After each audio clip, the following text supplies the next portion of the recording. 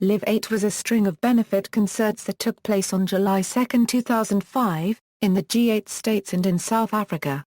They were timed to precede the G8 conference and summit held at the Gleneagles Hotel in Auchterarder, Scotland from July 8, 2005. They also coincided with the 20th anniversary of Live Aid. Run in support of the aims of the UK's Make Poverty History campaign and the global call for action against poverty, 10 simultaneous concerts were held on July 2 and one on July 6. On July 7, the G8 leaders pledged to double 2004 levels of aid to poor nations from $25 billion to $50 billion by the year 2010. Half of the money was to go to Africa. More than 1,000 musicians performed at the concerts, which were broadcast on 182 television networks and 2,000 radio networks. Live Aid and Band Aid organizer Bob Geldof announced the event on May 31. Many former Live Aid acts offered their services to the cause. Prior to the official announcement of the event, many news sources, see for example, referred to the event as Live Aid 2. However, Geldof and co-organizer Midyear have since explicitly said they don't think of the event as the same as Live Aid. Geldof said this is not Live Aid 2. These concerts are the start point for the long walk to justice, the one way we can all make our voices heard in unison. Many of the Live 8 backers were also involved in the largely forgotten Net Aid concerts, including executive producer Jeff Polak. Organizers of Live 8 presented the Live 8 list to the world leaders at the Live 8 call that politicians take action to make poverty history.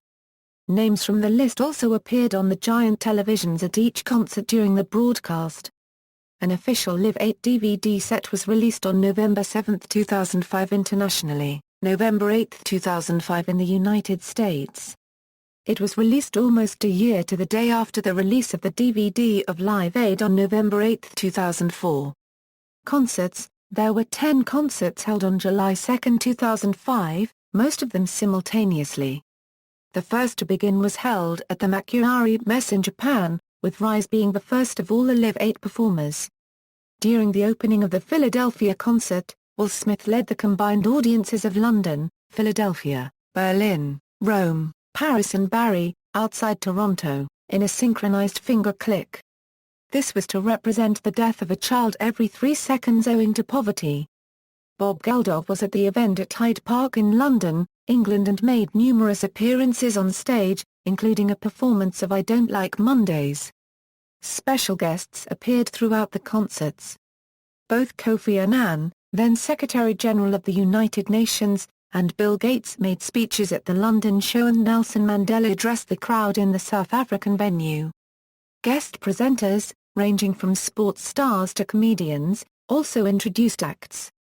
Included in the all-star lineup were Pink Floyd, reunited with former bassist vocalist lyricist Roger Waters for the first time in over 24 years. The complete foursome had not performed together as Pink Floyd since a show at Earl's Court in London on June 17, 1981. With the death of pianist-keyboardist backing vocalist Richard Wright in 2008, Live 8 became the final time the four members of the band's best-known, classic lineup performed together in concert. The final event was held in Edinburgh, Scotland on July 6, 2005 and went by the name Edinburgh 50,000, The Final Push. It featured further performances from some of the artists from the other concerts, and was the closest of the 11 to the actual location of the G8 summit. It was also said that Live 8 organizers had planned to have the U.S. show in New York's Central Park. However, due to the work of Larry Magid, Geldof and others were convinced to return to Philadelphia, the U.S. home of Live Aid 20 years earlier. Over 700,000 people turned out to the Ben Franklin Parkway to experience the show. Key events. May 31, 2005, official announcement of Live 8 concerts by Bob Geldof. June 1, 2005, Geldof calls for 1 million people to descend upon Edinburgh in a long walk to justice. On July 6, the first day of the G8 summit at Gleneagles. Geldof was immediately criticised by Lothian and Borders Police Chief Constable Ian Dickinson for encouraging such a large crowd to assemble in Edinburgh with such little notice and no consultation with local authorities about how to accommodate so many people. June 3, 2005, British Chancellor Gordon Brown announces that VAT will be waived on the cost of the London concert. He estimates that this will save the organisers £500,000. He also supported Geldof's call for a peaceful protest rally in Scotland. June 6, 2005, Text Lottery launches in the UK for tickets for the London concert. 1.5 million text messages are received in the first day. June 7, 2005, Mid-Year announces a concert to be held in Murrayfield Stadium in Edinburgh, Scotland on July 6 as the climax to the proposed rally. June 11, 2005, G8 finance ministers agree to cancel the debt owed by 18 of the poorest countries. June 14, 2005, eBay announces that they will block the selling on of tickets after Geldof calls on the public to rally against the internet auction site. June 15, 2005, Peter Gabriel announces he will organize a sixth simultaneous Live 8 concert dubbed Africa Calling featuring all African artists, to counter criticisms that most performers announced a date are white. The event is to be held in Cornwall, southwest England, on July 2. Senegalese musician Youssou N'Dour will host the event, which will also feature performances by African performers Mayam Mersal, Salif Keita and Thomas Mapfumo. June 16, 2005, Geldof announces 3 more concerts for July 2, to be held in Johannesburg, South Africa, Makuhari Mess, Japan, and Sudbury, Canada. June 17, 2005, the Live 8 list, a petition to the G8 leaders, launches. June 21, 2005, Live 8 Canada announced. Acts include Bryan Adams, Bare Naked Ladies, and more. The event will be hosted by comedians Dan Aykroyd and Tom Green. June 21, 2005, Damon Albarn, who recently criticized Live 8 for the lack of African artists, is now reportedly happy about Live 8 now that they have addressed his criticism. He told a reporter, "I have said certain things in relation to the density of African performers. In some way that's been addressed and that's really good. Live 8 will make a difference. It's already created a debate that we're all involved in." Albarn's band Blur was originally a part of the Live 8 lineup, but withdrew after complaining of the event being too Anglo-Saxon. June 22, 2005, in the United States, MTV, MTV2, MTVU, and VH1 all confirm that they will broadcast Live 8 starting at noon ET. Country Music Television and VH1 Classic will show highlights on July 3 in favor of their viewers' genres. June 23, 2005, all 35,000 tickets for Canadian show are taken within 20 minutes of being made available online. June 24, 2005, Live 8 Japan and South Africa announced. Acts in Japan concert include Duos Infinity, Paragraph RK, Good Charlotte, while acts in Johannesburg concert include African stars such as Four-Piece Ensemble and Umar Sangare. June 28, 2005, ABC say they will broadcast a 2-hour highlights event at 8 p.m. ET on July 2 in prime time. July 2, 2005, Live 8 Russia, in Moscow's Red Square, announced. Acts include Pet Shop Boys, The Red Elvises and Bravo. July 2, 2005, AOL Music begins broadcasting streams from each city live and on demand at aolmusic.com. July 2, 2005, the March Against Poverty in Edinburgh starts and continues mostly peacefully, with an estimate of 200,000 people involved with the march. Main concerts start. July 3, 2005, Sale 8 flops. July 6, 2005, Edinburgh 50,000, the final push concert in Edinburgh takes place. July 8, 2005, the G8 summit ends. Leaders pledge to increase aid to developing countries by $50 billion overall by 2010, including an increase of $25 billion in aid for Africa. July 8, 2005, Bob Geldof thanks the G8 for meeting the Live 8 goal. October 25, 2005, official Live 8 Africa Calling at the Eden Project DVD releases. November 7, 2005, official Live 8 DVD releases internationally. November 8, 2005, official Live 8 DVD releases in North America and was recorded at Metalworks Studios in Mississauga, Ontario, July 2, 2006. MTV Networks, CTV and BBC One broadcast Live 8, What a Difference a Day Makes special to celebrate the one-year anniversary of the show. Tickets. Although the concerts were free, 66,500 pairs of tickets for the Hyde Park concert were allocated from 13 to June 15, 2005, to winners of a mobile phone text message competition that began on Monday 6 June 2005. Entry involved sending the answer to a multiple-choice question via a text message costing £1.50. Winners were drawn at random from those correctly answering the question. Over 2 million messages were sent during the competition, raising £3 million. Thus entrants had a roughly 1 in 28 chance of winning a pair of tickets. The first £1.6 million raised is to be given to the Prince's Trust, who in turn will donate to the Help a London Child charity. The Prince's Trust usually host the Party in the Park concert in Hyde Park in July, a major source of British pride. That event was pushed aside in 2005 to make way for Live 8. The £1.6 million donation will act as a quid pro quo. Funds raised beyond the £1.6 million will go to pay for the costs of Live 8, as it is a free event, according to the Live 8 website. When challenged on how a free event could cost anything, Live 8 organizers made their steady exit. Some ticket winners immediately placed their tickets for sale on the internet auction site eBay, and were heavily criticized by the organizers of the event, including Bob Geldof. Initially, eBay defended its decision to allow the auctions to go ahead, stating that there were no laws against their sale. It also promised to make a donation to Live 8 that would be at least equal to any fees it would be making for such sales. Many people, angered by others seemingly using Live 8 to make money, placed fake bids for millions of pounds for such auctions in an attempt to force the sellers to take them off sale. It was later announced that eBay, under pressure from the British government, the public, as well as Geldof himself, would withdraw all auctions of the tickets. Similar touting situations arose for the Edinburgh and Canadian shows, and eBay halted sales of those tickets as well. In fact, the 35,000 free tickets for the Canadian show were all distributed in just 20 minutes on June 23, 2005, Ticketmaster reported.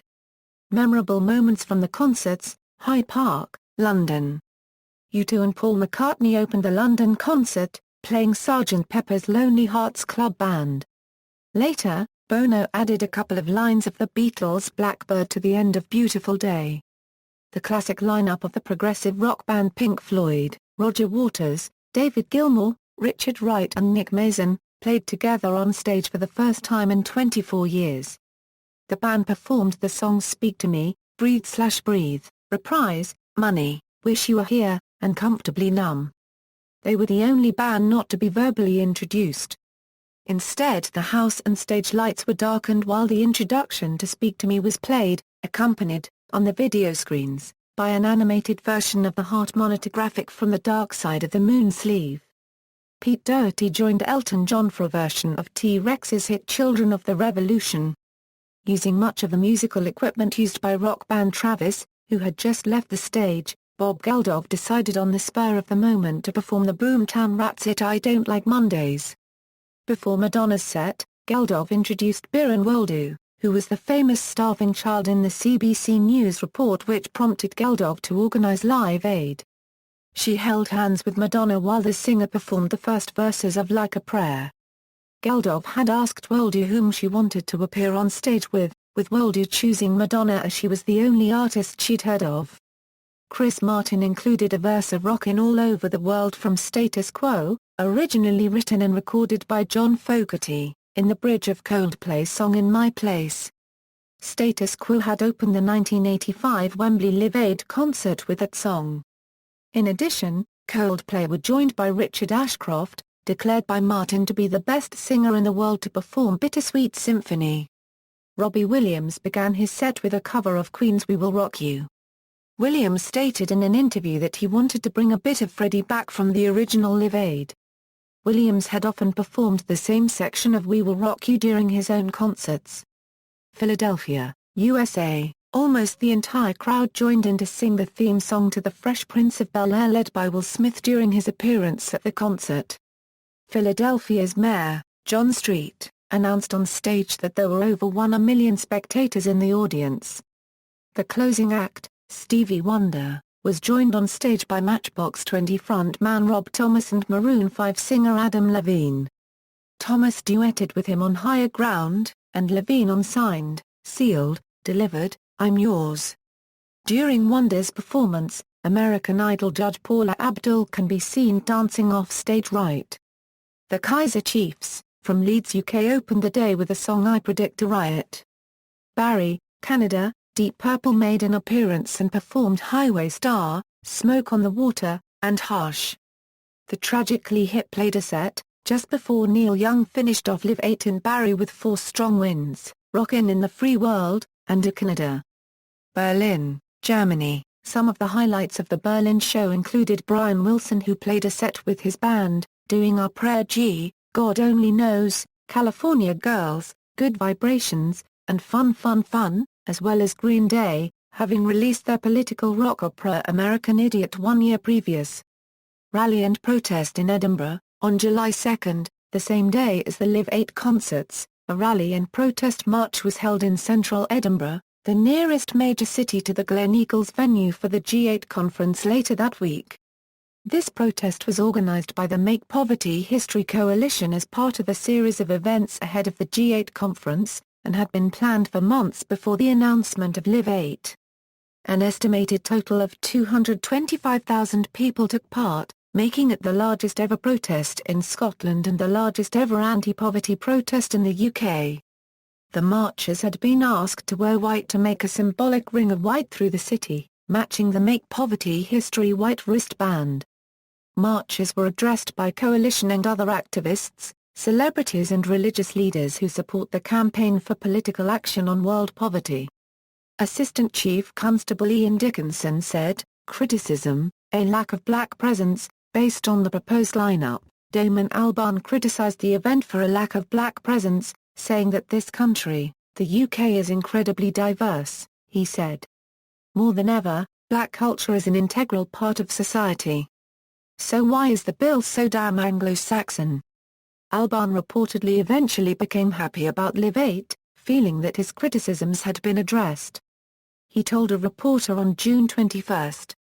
A Live 8 spokesman said that a number of black performers had been approached to participate and that the event would feature a large urban element, and pointed to the number of artists of African descent like Ms. Dynamite and Mariah Carey, whose father was of African South American descent.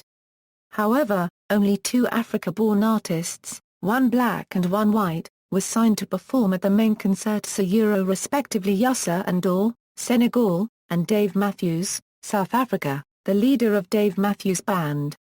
Bob Geldof originally said that this was because he had aimed for the biggest-selling, most popular artists to ensure a large television audience. But critics noted that even if this was acceptable as the sole criterion for inclusion, some of the minor white artists signed up were substantially less well-known than some major African artists. Geldof has been accused of compounding the original error by announcing an entirely African lineup, Africa calling it a concert to be held at the Eden Project in Cornwall, England on the same day as the main Live 8 concerts. Artists' careers. As with many charity events before it, Live 8 has come in for some criticism in the media. Some of these criticisms are not specific to Live 8 but representative of a particular point of view concerning Western attitudes towards Africa. However, some critics such as TV and radio presenter Andy Kershaw directed criticisms at Geldof himself and the motives for Live 8. Geldof is criticized for using Africa as a catwalk, which is more about reviving the careers of aging rock stars than about helping the poor in Africa. For example, some fans and music critics feel that some of the lineups, such as that in Sudbury, are not only largely ethnically homogeneous but not likely to connect with, or speak to, younger fans. Many believe that it was hypocrisy that many of the performing artists had tens, if not hundreds, of millions of dollars of spare cash lying in their bank accounts while wanting to make poverty history. Counter-critics, however, point out that these celebrities are still not rich enough to be able to cancel the debts of nations. Damon Albarn also suggested that the performers' record labels should pay a tariff as the accompanying publicity would increase future record sales and hence their profits. Live 8, it is important to note, is not a charity event. Indeed, public figures and media have since called on the artists and their record labels to donate the profits of increased sales that followed appearance at the event. Certain artists have undertaken such action on their own initiative. David Gilmour, for example, announced that he would donate the profits of increased sales in Pink Floyd's Echoes album to charity, stating, "More criticism has been leveled at some of the performers based on what they took home for participating in the Philadelphia concert.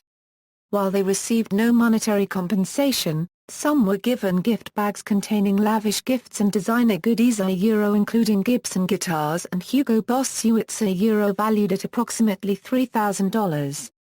Swearing and censorship. Despite the show being broadcast before the watershed in many countries, there was no attempt at censorship. The BBC later apologized for not censoring performances such as Madonna's, where she asked the audience, "Are you fucking ready, London?" She apologized shortly afterwards, and Snoop Dogg's performance, which contained much cursing. Madonna also swore repeatedly during her final song, Music. Razorlight, Green Day, Link Up with Live 8 Berlin, U2 and Velvet Revolver were also condemned for using strong language before the UK watershed. Performances by Robbie Williams, Pink Floyd and The Who also featured strong language, though all three appeared after the UK 9:00 PM watershed. In the official DVD release of the concerts, Madonna's pre-song cursing was not included while her in-song cursing was. On the other hand, almost half of Snoop Dogg's performance was not made available. Robbie Williams as well as Midge's cursing comments remain from the Edinburgh concert. In the United States, MTV censored swear words from the performances it broadcast, except for the word bullshit as part of the lyrics to Pink Floyd's Money. The ABC network drew criticism when it aired a highlight special of The Who's performance of Who Are You without censorship of the lyric, Who the Fuck Are You? However, the song has been aired countless times in its unedited form on radio stations across the nation since its release in 1978. Live 8 as public relations, critics claim the events can be best viewed as a PR campaign for G8 leaders and multinational corporations, due to the disparity between the rhetoric of the events and the actual efforts made after the events in reducing poverty. Furthermore, the Live 8 concert's timing, coinciding with the long-planned Make Poverty History March in Edinburgh, drew criticism from organisers of the march. Benedict Southworth of Make Poverty History claimed that the timing of the concert on the same day of the march diluted the political message and had the effect of leading the media to cover the concert rather than the march. He says, "What should have been a political concert was very much kind of watered down and frittered away by the way the media covered it." Although the concerts in London and Philadelphia had the biggest stars lining up, both concerts are currently not available in their original, full version. Several artists' performances were cut to one or two songs, including Bon Jovi and Dido. MTV and VH1 were criticized for cutting to commercials while bands were still performing, specifically Pink Floyd, during the guitar solo for Comfortably Numb and The Who right before Roger Daltrey's famous Screamin' Won't Get Fooled Again. Criticism was also aimed at MTV and VH1 for focusing too much on ill-informed VJs and not enough on the music. VJs were frequently talking over the music, discussing how great it was to be hearing a particular song or seeing a particular band, rather than letting the performances speak for themselves. In some instances, VJs referred to the event as Live 8 2005, or even Live 8 proving that they had little or no knowledge of the cause going into the event. Very few of Live 8 songs were played in full by MTV and almost none of them were broadcast live, leading some to say that MTV may have covered the event but it did not broadcast it. The following weekend, MTV and VH1 broadcast 6 hours of a commercial-free special devoted to Live 8 showing full performances in response to the heavy criticism. As a possible result of the criticism, neither MTV nor VH1 broadcast, or even covered, the Live Earth concerts in 2007. Another criticism was at the London round, alcohol was barely available to concertgoers, while being made available to the VIPs. In the weeks leading up to Live 8, the British tabloid Daily Mirror began a petition, garnering support for British rock legends' status quo. Originally offered a 6 p.m. slot, the Quo already had commitments in Ireland and therefore it requested an earlier slot. The Mirror's petition, titled No Quo, No Show, was backed by thousands, though eventually nothing came of it. One proposed rationale behind this was a rumor that Geldof was angered at the Quo's reference to there being a lot of drugs at Live 8 in 1985. The Spice Girls were rumored to be coming back for their first appearance together since 1998. All across the UK, rumors began to circulate, causing a frenzy with both fans and critics alike. The Spice Girls did intend to perform together at Live 8. However, Geldof decided that they would only be accepted in the event if all 5 members were in attendance. Due to contractual commitments in Los Angeles, Spice Girl Melanie Brown could not attend Live 8, so none of the girls sang on stage. British comedian Peter Kay played a trick on Spice Girls fans in the audience, while he was introducing one of the acts. After several minutes of build-up, he introduced the Spice Girls, to cheers from the crowd, before looking backstage, supposedly confused as to whom he was introducing. The what? The Who? He then turned back to the crowd with a smile on his face and introduced The Who. Alternative rock band Green Day received some minor criticism for the politically charged lyrics used in the song Holiday.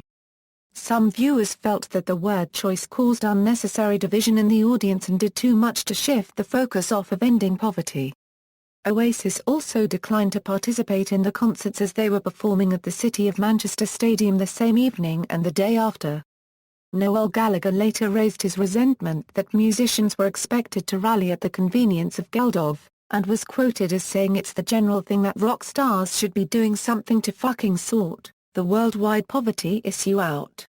And it's like, well, alright, that's what Bono and Chris Martin are for." He was later quoted as saying, "I don't like the way that somebody suddenly decides that all the bands in England are going to fucking play and everybody jumps to attention." Later, Gallagher became one of the more vocal skeptics about the impact of Live 8, citing his belief that rock stars are not as influencing over world leaders as popular culture may believe. The Backstreet Boys were one of the first artists offered to perform at the events, but they declined as they would be performing overseas as part of their Never Gone tour on the same dates as the events. Legacy. On July 2, 2006, BBC One, CTV and MTV broadcast Live 8, What a Difference a Day Makes. In the UK, the special was 60 minutes as compared to the US version on MTV running at 90 minutes. The special was aired on MTV at 7:30 a.m. Eastern Time, giving nearly no chance for viewers to be made aware of the broadcast. Instead of airing the special late at night, MTV aired their normal broadcasting schedule for Sundays, again adding to the criticism of MTV's lack of interest in Live 8. In a report issued in June 2006, the G8 have reportedly not lived up to their promises set in 2005. According to data, the U.S. has increased its development assistance pledges but is increasingly off track in meeting them and, in general, the G8 is moving slowly in the effort to meet its promises. Some consider Live 8 to be a success, including Bob Geldof himself.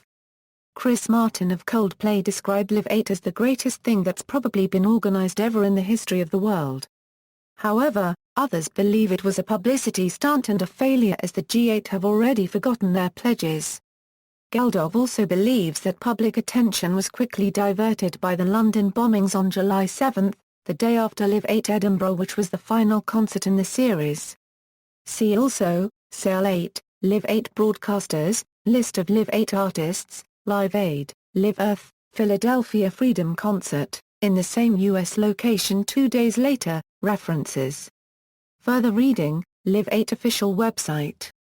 Hello World, the official Live 8 book, Paul Vorley, Century Books, 2005, Live 8 unofficial website www.thelive8concert.com, sign the Live 8 petition to make poverty history, Live 8 Philadelphia exclusive website. Bob Geldof and Live 8 on Indie Media. Live 8 global concerts underway from BBC News, July 2, 2005. Thousands flock to Poverty March from BBC News, July 2, 2005. Geldof unveils Live 8 show plans from BBC News, May 31, 2005. Guardian Unlimited a Euro special report, Live 8 ongoing coverage. The organizer of Live 8 discusses his efforts to fight poverty, his relationship with Bono and his critics. Brian Breaker, Newsweek, view pictures of Live 8, Live 8 Philly Concert 360-degree panorama, Live 8 Berlin Concert 360-degree panorama, Mike McCartney's Live 8 book launch, Live 8 review.